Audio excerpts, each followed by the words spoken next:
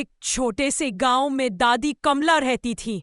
सफेद बाल, बड़ी सी बिंदी और चेहरे पर हमेशा मुस्कान। उनका एक प्यारा साथी था, बोलने वाला बंदर, जिसका नाम था टोपू। टोपू दादी का बहुत प्यारा था। वह रोज सुबह दादी के लिए कुएं से पानी लाता और जब दादी भजन गाती तो ताल में तबला बजाता था।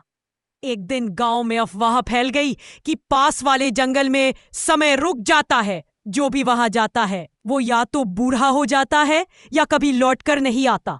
दादी ने कहा, टोपू, अगर वहां सच में समय रुकता है तो वहां जरूर कोई जादू छिपा होगा।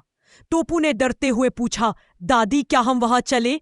दादी बोली, हाँ बेटा, लेकिन डर के आगे ही तो कहानी होती है।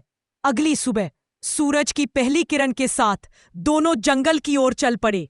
पेड़ों से लटकती बेलें, अजीब सी खुशबू और दूर से आती घंटियों की आवाजें। काफी देर चलने के बाद उन्होंने देखा एक नीले पत्थर की गुफा, जिसके दरवाजे पे लिखा था, जो यहां आया वो अपना कल भूल जाएगा। दादी ने गहरी सांस ली और अंदर चली गई। अंदर का नजारा मंत्रमुग्ध कर देने वाला था। हव दादी ने गहरी सांस ली और अंदर चली गई। अंदर का नजारा मंत्रमुग्ध कर देने वाला था।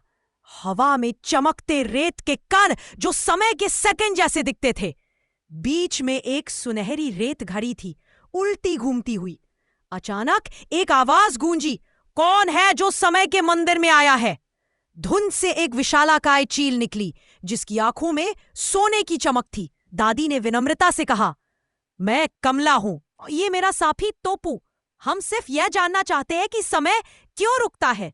चील बोली, जो समय को पकड़ना चाहता है वो उसे हमेशा के लिए खो देता है। क्या तुम परीक्षा के लिए तैयार हो?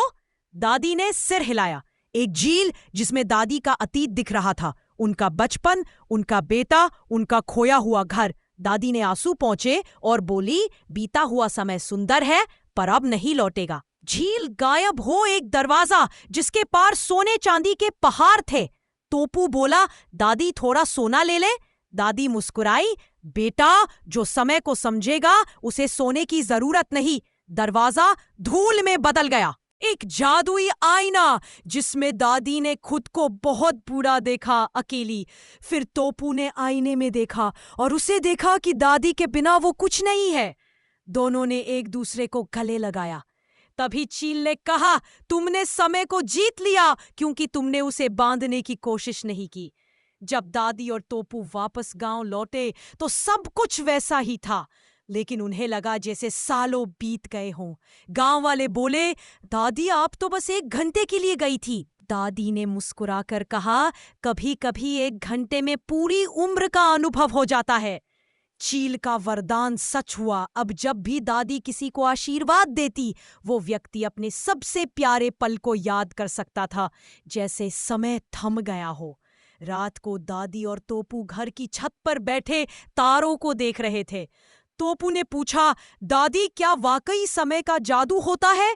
दादी बोली, हाँ बेटा, लेकिन असली जादू घड़ी में नहीं, दिल में होता है, जहां हम यादों को संजोते हैं। आसमान में तारे झिलमिला रहे थे और रेत घड़ी की तरह रात धीरे धीरे बह रही थी। समय फिर भी ठहर गया था, एक दादी, एक बंदर और एक कहानी के बीच।